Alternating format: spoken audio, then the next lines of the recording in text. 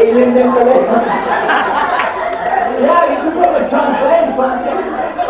Okay, one more time. You got it, you got it, you got it. She's a bit slow in getting it, but she's very good in translation. Okay, I'm the buyer, you are the money agent, you know the both the languages, mine and hers, and you listen to me and you tell her. And then what she tells you, tell me. Okay, ready, 1, 2, 3. Yeah, you know what you want.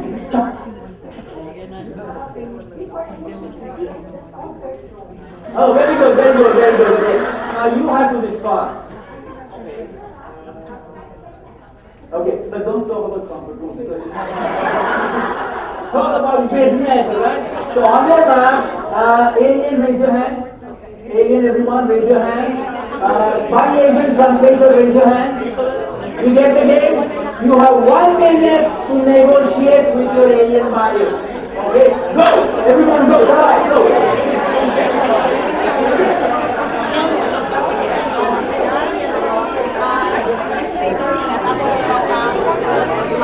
Go, go, go, go! Good show, good show! How much is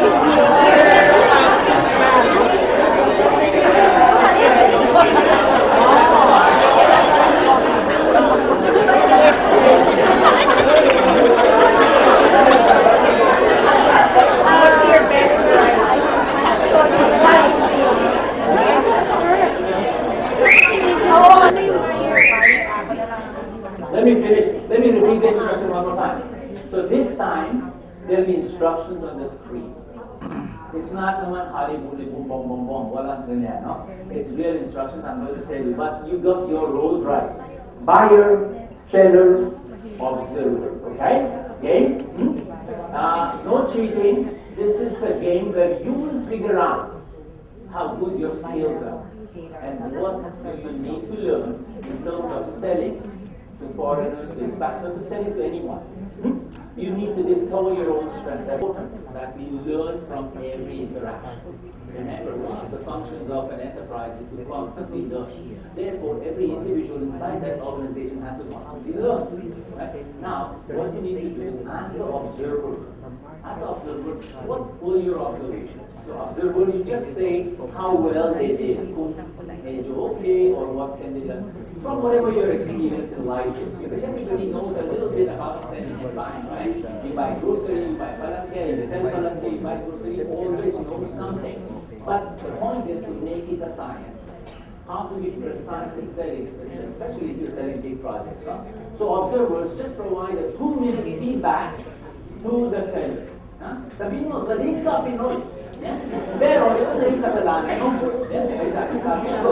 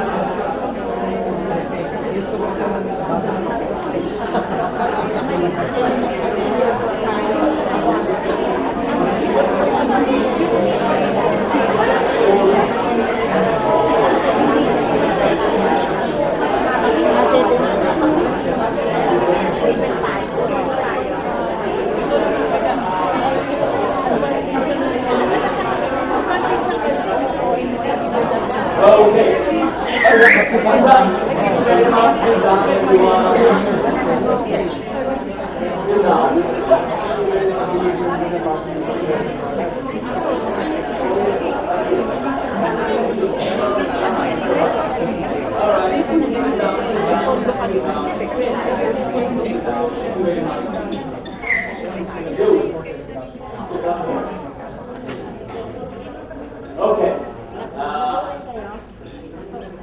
I hope you enjoyed that. You like it, huh? It's a good game. When I did this first time for this coaching program, I had printed sheets and we were in compound. I was about 15 or 20 people, and most of them were heads of companies. So we did a lot more activity, but we do a lot more activity with you. Okay. Now what I want to know, random, kahit sino, kahit sa isang table, no? What did you observe about the interaction? Random, you know, somebody who has an aha moment and said, that's how polite you sell or you don't sell. Random, anyone? Yes, ma'am? I play the role of a buyer. Yeah, I know. You So we don't have any observers, so we get to observe each other. Yes. And I have noticed that as a seller, if you take the load off the buyer, you have a better hand. Like you know, when we were doing the play amongst ourselves, she was able to tell us the function, the size. Yeah. Like if you get bored with this, you could do this. It's a multifunction, and you know, it's like telling a story.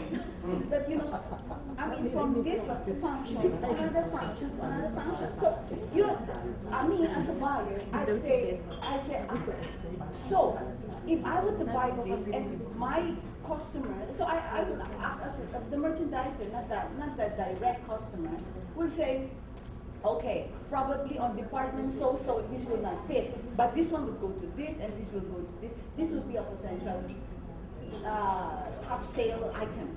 So I think from a buyer's viewpoint, if we were able to convey that message in a short span of time, we have a better chance of striking a deal.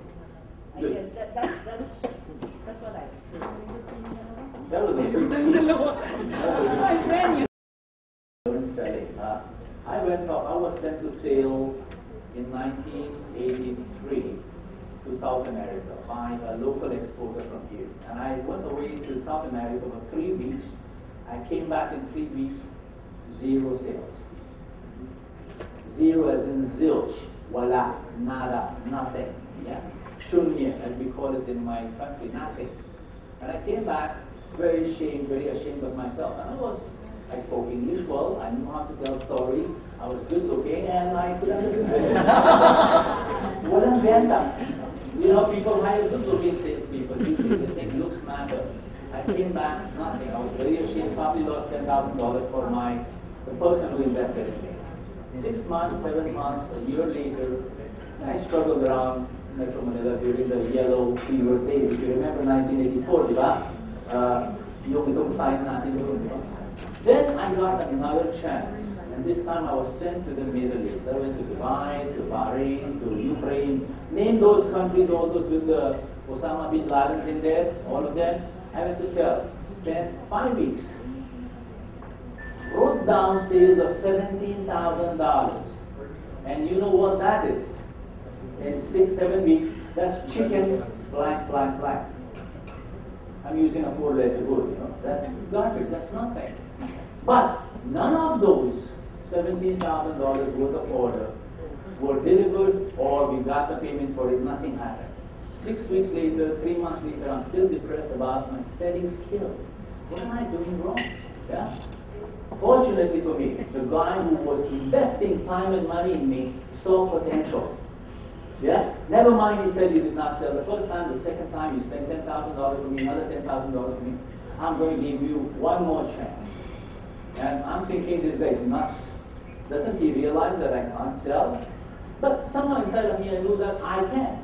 There's something missing in the whole theory that I'm applying. Yeah? The practice of my theory is not working. So he gave me one more chance. And in that period, from the trip to Middle East and one more trip to all across the world by this guy, you know, he died. My father died, and Indira Gandhi died at the same time, in that same year, 1984. And I was really broke. Broke as in like I was the father of a child, nothing to go on. I was desperate. So when he gave me the third chance, I told him, if I don't sell, I'm not coming back. And he said, don't worry, just go ahead. No, I told my family too. My wife is a Filipino. I said, honey, if I'm not selling, I'm not coming back. I'm going to miss for the kid that I'm having. So I left, and I kind of went down on my knees, and I did my crossing around. I came back in 5 weeks. $600,000 sales. All delivered in less than 6 months. Post that, post up. Every time I would travel, because those days you travel for sale, nowadays you don't need to travel. Every time I travel, I would go with confidence, I would close with ease, I'll come back with good orders, I'll be sure of how much I will sell. Somehow I figured out a formula, a science, to be able to convince a customer. Not really convince a customer, that's wrong language. Influence a customer. Or somehow fill his needs.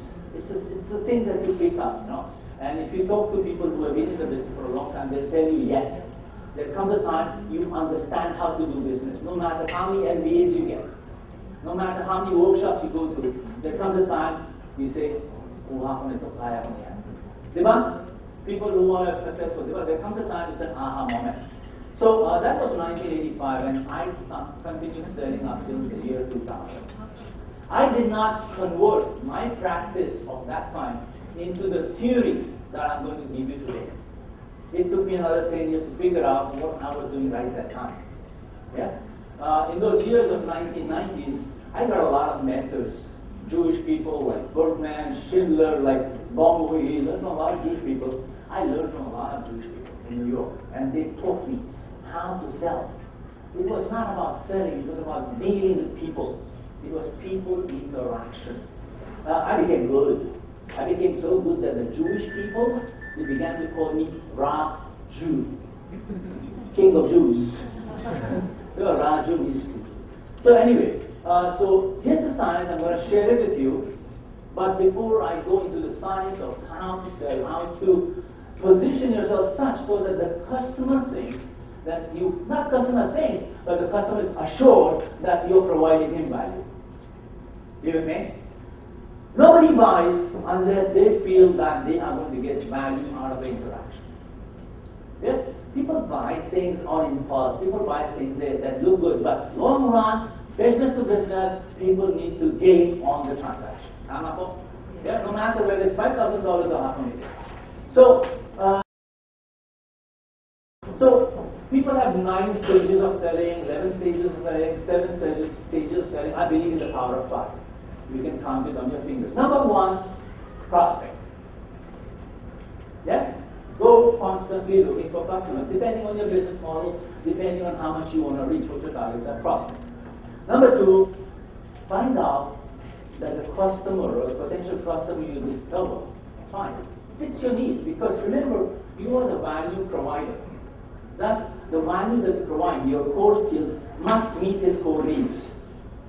Right? If you're making bags and you try to convince a guy who is into toothbrush, it may not work. Unless someone you convince him to put his toothbrush in a bag. That's taking it a step further. But prospect, qualify, discover needs. What does my toothbrush buyer want? Yeah? What does he need? What can I do to fit his toothbrush needs? Very important. Because the moment you figure out the things he needs and he wants and he desires and that add value to his business, to provide him with a story or a point or a proposition or an option becomes easy.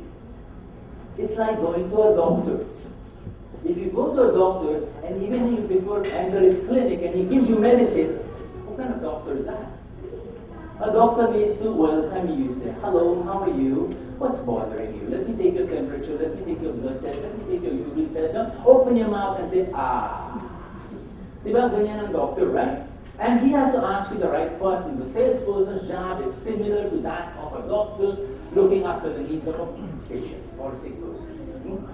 So qualify, discover needs, offer options. The doctor says, I have 3 kinds of medicines. I know what your need is. Which one can you afford? Which one would you like to have? What doesn't bother your allergies? Are you taking any other kind of medicine? Simply, if you go to 5 different kinds of doctors, they give you 5 different kinds of medicines. You know that. Why? Because they are busy selling what is their own, not what the patient needs. That's why sometimes we go for a second opinion. You heard of that, right? So likewise, customer goes for second opinion too if you keep pushing your product. Yung bags ko po, gawa sa nipahat. Yan ang maganda para sa inyo. Hindi needs plastic hats, plastic bags. So you have to be careful on what you push. It's about pulling rather than pushing. Once you offer him options, Then comes the cycle of handling objections. And we'll talk about objections later. Finally, I don't talk about closing. People say, how do you close a customer? What's a close? Sarado? Yeah, put him behind bars or lock him up, shut him in the bathroom. Don't get out, buyer, unless you can give me my money, right? That's a close. That's not a close. At the same time, this is what the buyer is doing. This is your process. This is your sales cycle. This is the buyer. Buyer in his business realizes anong kulang sa negosyo niya. What does he need? Right? Well, he needs a product for Walmart, for Town and Home, for his jewelry store. He needs it for Target. He needs it for Macy's, whatnot. He realizes his needs. He evaluates options. He goes on Google nowadays. Those days were on Google. Nowadays he goes on Google. He goes to several buying portals and tries to find a supplier that will give you the right price, the right value, the right product, the right quality, the right price, the right time. So he's doing that. He picks one, picks two, picks three. He negotiates. He sells or uses the product. It's a 5-step process for him. Are you with me? Now your sales cycle and his purchase cycle must be a match. You must, to become a good salesperson, be constantly aware of his state of mind, of his position in his purchase cycle. You can't sell a person at the first meeting, but you say, oh, buy this right away. You don't even know who she is. You just go through the process. Now, different business models, different products, different services, the sales cycle depends. Sometimes it's half a day. Pag retail ka, or shumat. No? Pag if you have a store. But if you're selling trucks or aeroplanes, or if you're selling granites, where's granites? The stone people. Where's the guy from the bars? Yeah, if you're thinking something like that, it takes a longer period of time. Because to understand, it takes anywhere from a week to 9 weeks or months, depending on the product and the complexity of that product. So that's the cycle. Now, research questions. Some people call that small talk.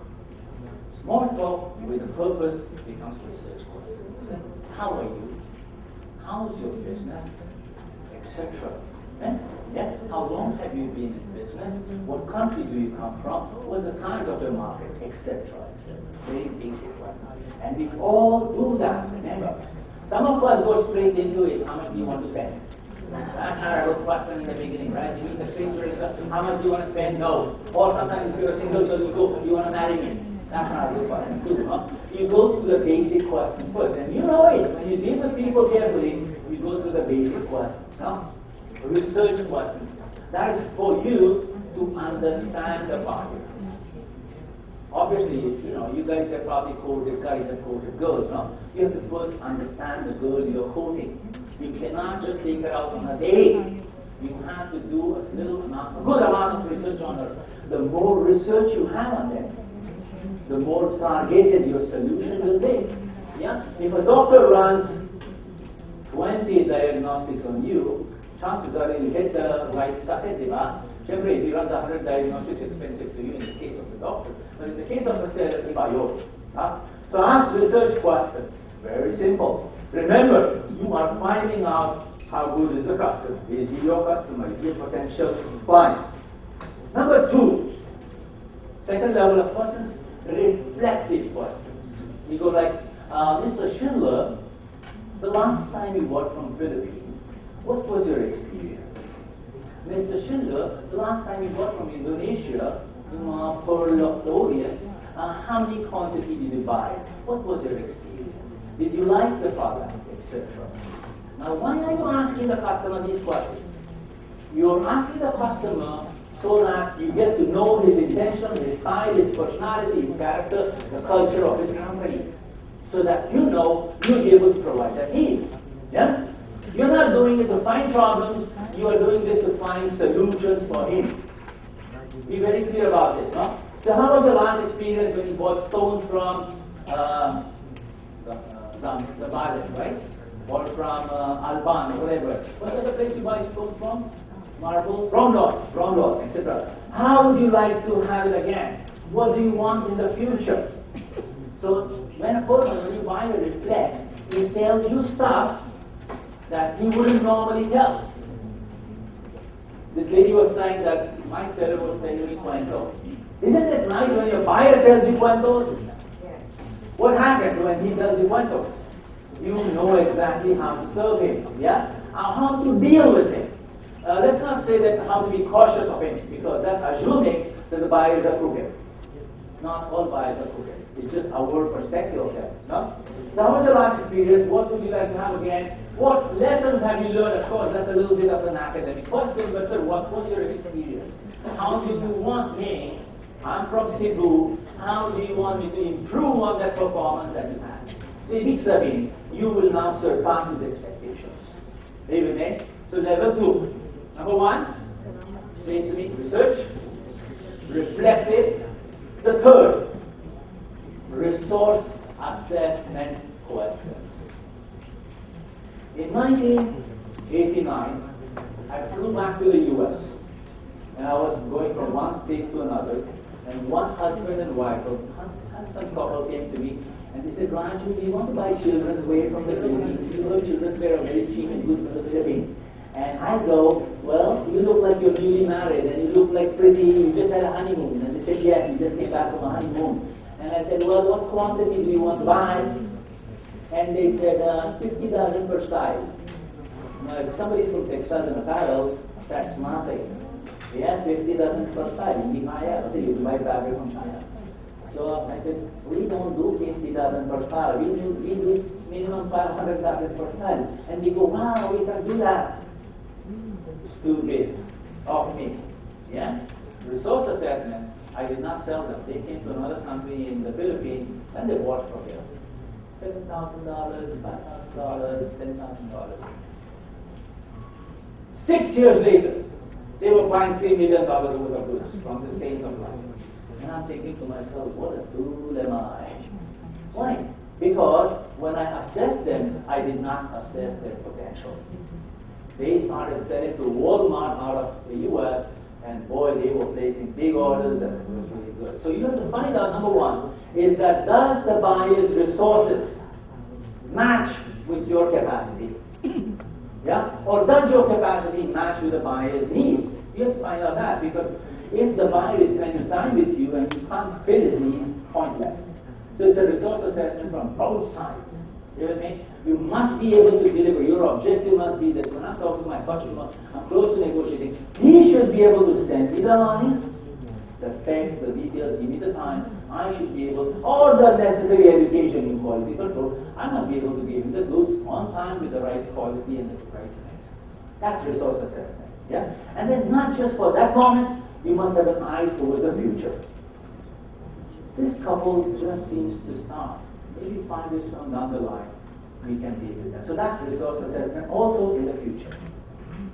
And of course, you can also ask them questions like, do you need help in designing, in packaging, in labeling, in your particular branding? That's the kind of support you must provide. And that doesn't cost you anything as a supplier sometimes, especially here. Number 4.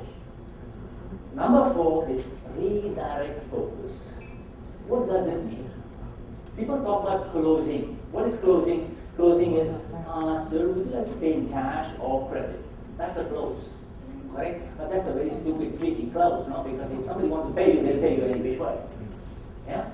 The way to close somebody is to take their mindset as they're looking at your product and your services and your terms and agreements. Close them is to get them into the future of their business. 3 months down the line, 6 months down the line, depending on your turnover cycle, and find out how they will feel after they get your goods. Yeah? So when they say that, yeah, when you send me the goods by December 30, I'll be able to hit the Valentine's sales market. So you're redirecting their focus. When you redirect their focus, they make an internal commitment in their head. Their plan is complete. They know their needs are filled. Are you with me? It's like a doctor asking a patient that after you feel healthy, what kind of dietary habits or physical habits you follow. And then I go, doc, I won't eat sugar, I won't eat salt, I won't smoke, I won't drink. No? So he's setting my mind into a healthy state of mind. Likewise, you can do that for the body. Are you with me? It sounds a bit complex, but I'm going to let you practice it, so don't worry. Number one, research, reflect, redirect, reassess, assess resources, and redirect focus. The pinnacle last one. The pinnacle last set of questions is reinforce. It's what Dean Pax did. Wrap up, summary, yeah, paraphrase, rephrase. Everything you say, everything that has transacted between you and the customer, repeat it. Have him repeat it. Yeah? Put it on paper. Send an email. Yeah? Or just discuss it in any different format. What will happen? Even during the discussion from research up to redirect focus, if there were any gaps, when you reinforce everything, it will be filled up. It will be a closed case. You with me? Oh, reinforce. That means, so are you saying that you come back here in February? Yeah? Let me repeat, sir. This is what you have ordered, and this is what you need, and you open the LC on November 30, and then you send the samples and specs, etc. Is that all correct, sir? You can change any statement into a question, by the way. Do you know that? Do you know that? That's a question. Every time you make a statement, that's a push cell. The moment you turn it around into a question, it becomes a pull, because you respond. Tamaba? Yes, when you add tamaba, it becomes a question. Do you get me, folks? Huh? Okay. So 5 questions, 5 sets of questions. Now, how do you do this questioning? How do you constantly keep track of what am I saying, what am I asking, what's the point of all this? Am I redirecting or reassessing, or am I reflecting? Where am I? Sometimes you get lost. There's a single rule of thumb for that. So far you're clear, a bit malabo. Am I right? A bit malabo, no? Let me reinforce my point. How many of you like Sean Connery? Brad Pitt? Few Pasquale? Okay. Sean Connery, kunyari. There's a movie of Sean Connery called Finding Forrest. Somebody saw it? Oh, lovely. Anybody else? Well, you saw James Bond in 1967. That's Sean Connery. That's old. I wasn't born. So Sean Connery has this movie called Finding Forrest. In that, he's an author. An author who is as good as Ernest Hemingway. And he's written a book called Avalon Landing. One book sold X million copies. His first book, when he was 25 years old, sold X millions of copies, and he got the Nobel Prize and the Pulitzer Prize and what have you prize for it, and he became a really popular author just with one book. But because he wrote such a good book, people were giving him all kinds of critical feedback, blah blah blah, blah blah blah, etc. So he became a recluse in New York. He gave up writing, teaching, professing, but he was a literary genius. He gives up everything, goes and lives in a small apartment in Bronx with a balcony looking out to where a bunch of black kids, you don't say black anymore, by the way, in the U.S., you have to say African-American kids were playing basketball. So there was Kareem Abdul-Jabbar, there was Michael Jordan, there was Magic Johnson, they were playing basketball there. And this author, Mabel Basnaputte, he used to watch them. But he would have no one in his room, he would meet no one, he would never go out, but he would get money from his book sales, and he used to order his pizza, his laundry, everything was served. So one day, the boys who were playing basketball, one day the ball comes and drops into his window. And a boy, Michael Jordan, comes up to pick up the ball. As he comes up to pick up the ball, he leaves his bag, his backpack, on the door, and he goes away with the ball. And the author picks up the bag and he sees a bunch of notes come out of it. And the bunch of notes is an essay. Very nicely written essay. No? So being an author, it being his natural talent, he goes through the text and he's very impressed with the writing, with the quality of writing. No? Very poetic, very romantic. So he takes a red pen, being a professor, and he puts his comments in there. Improve like this, improve like that, this is good, that's junk, that's garbage. Boy comes back the next day, picks up the notes, and he likes the comments made by the professor. He's really impressed. No? So he comes back, thanks the professor, they become friends. So the professor Finally, he trusts somebody, and he invites the little boy in to coach him. Like you are being coached next board. The writer, or Sean Connery, coaches this black boy called Jamal. And in the process, they become good friends. So one day, the professor serves him soup, and the boy is eating the soup, and he says, "Professor, this soup is so syrah. He doesn't speak Tagalog, of course. How did you cook this?" And the professor gives him the recipe, gives him the formula, and the life goes on. A few days later, the boy is sitting on his dining table one more time, trying to write something. He's being coached by the professor.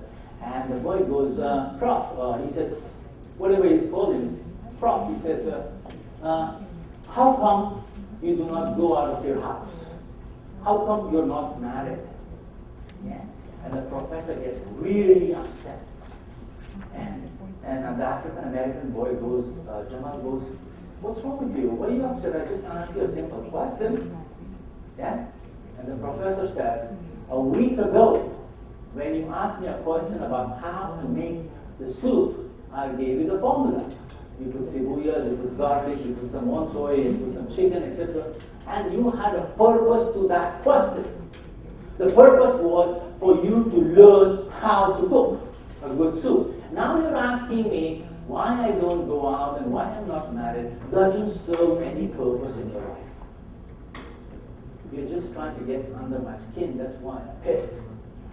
Likewise, when you go to your customer, when you deal with anyone, if you ask pointless questions, sooner or later, the buyer is going to drop you like a hot potato. Yeah? Our culture in the Philippines is different. We are very warm, we're very close, we like to go up to people and we like to ask them. Like people come up to me in the elevator and they say, "Where are you from?" And I go, "I'm from Planet Zonk." And they go, "No." And then sometimes I say, "I'm Japanese." And they go, "Oh." Then I'm going, "I'm the exceptional Japanese, I have a lot of hair. My name is Yamashita Ho." So, those are pointless questions. I mean, we do it because we want to get friendly, but in business, if you want to provide a solution to someone, ask purpose-driven questions. The purpose is to fill the needs of the customer. The moment the customer discovers that you are here to fill his needs, to add value to his life, to his business, his trust levels will go up. He will tell you how to make soup for him.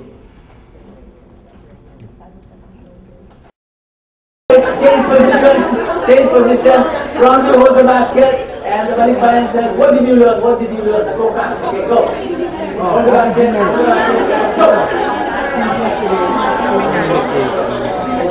Balik tayo.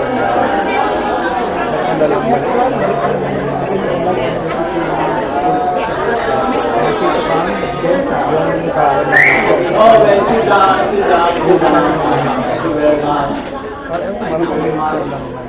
Okay, last 5 minutes. I hope you enjoyed this session. Yeah. I'll do a little bit of promotion.